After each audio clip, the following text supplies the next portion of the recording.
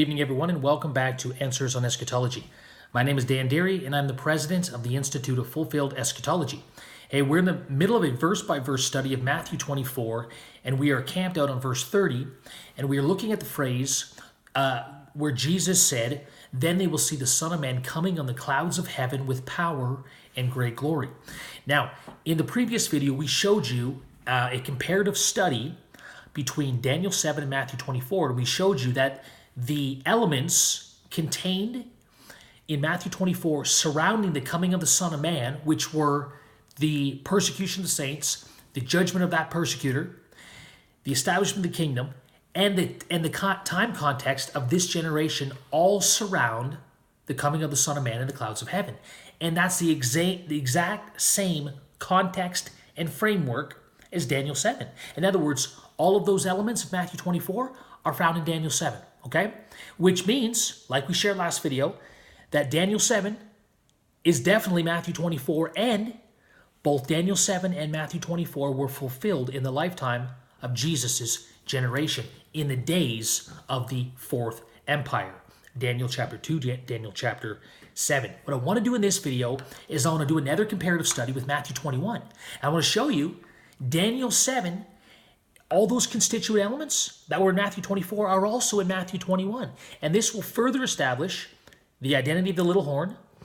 It will establish that Daniel 7 was fulfilled in the first century, and it will establish that Matthew 24:30 was fulfilled in fulfillment of Daniel 7 at the fall of Jerusalem in AD 70. So let's do this. Go with me to Daniel 7, Matthew 21, and let's do a comparative study.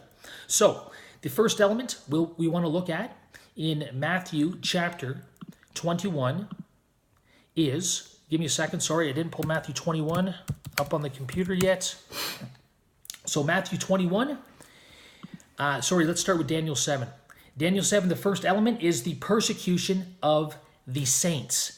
And that is Daniel 7, 21 and 25. Let me read the text here. Daniel 7, 21. I kept looking, and that horn, that is the little horn, was waging war with the saints and overpowering them. Verse 25. And he, that is the little horn, will speak out against the Most High and wear down the saints of the highest one. Okay?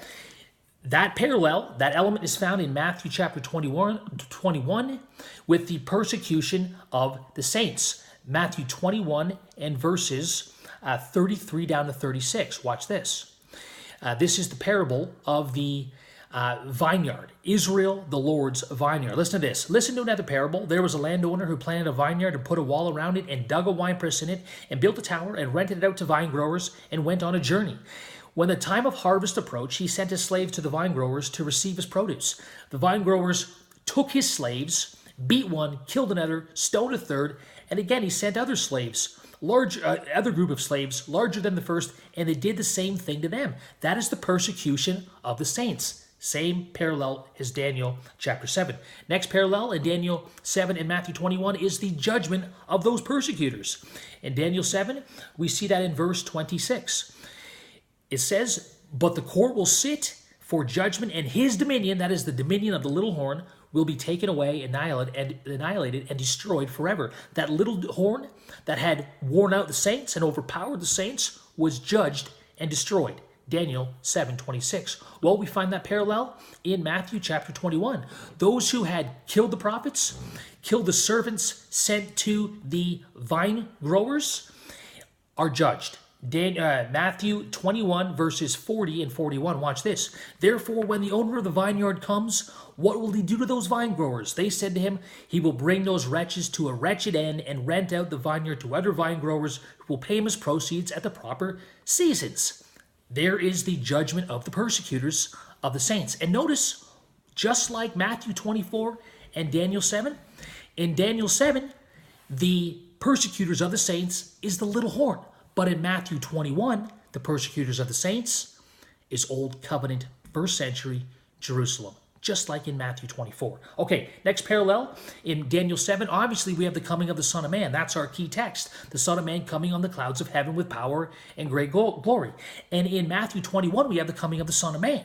In Matthew 21, verse 40, "Therefore, when the owner of the vineyard comes," the owner of the vineyard is Jehovah. He comes as the Ancient of Days, that is the Son of Man. That's the coming of the Lord in Matthew 21 and verse 40. Next parallel, Daniel 7, we have the time that the saints received the kingdom. That is in verse 18. Let me read that text.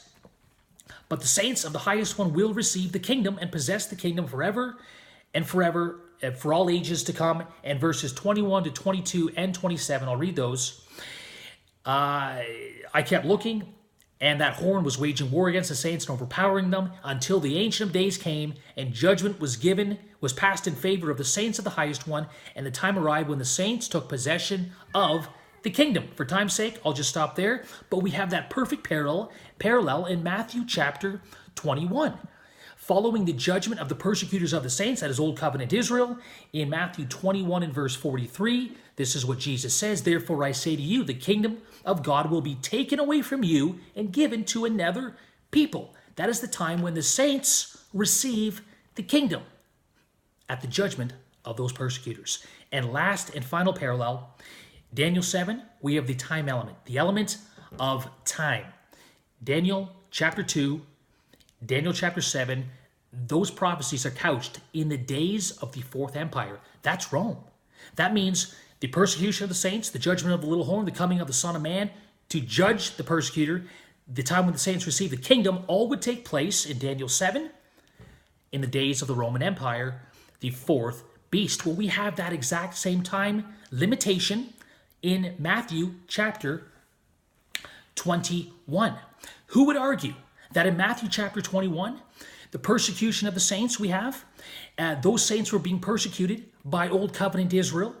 The Lord would come in judgment of Old Covenant Israel, and he would establish his kingdom with another nation, with another people. Who would deny that that speaks of AD 70? I know of no one that would, and here's how I know. Go with me to Matthew chapter 22. We have a parallel prophecy in Matthew 21. It's the prophecy of the vineyard, where the Lord comes looking for fruit of the vine. In Matthew 22, we have the parable of the wedding, where the Lord sends out the invitation to the wedding. In both parables, the invitation and the fruit is withheld. It's denied.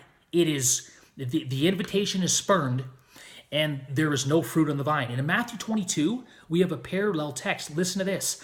After he sends slaves, some slaves, they spurn that invitation. He sends other slaves.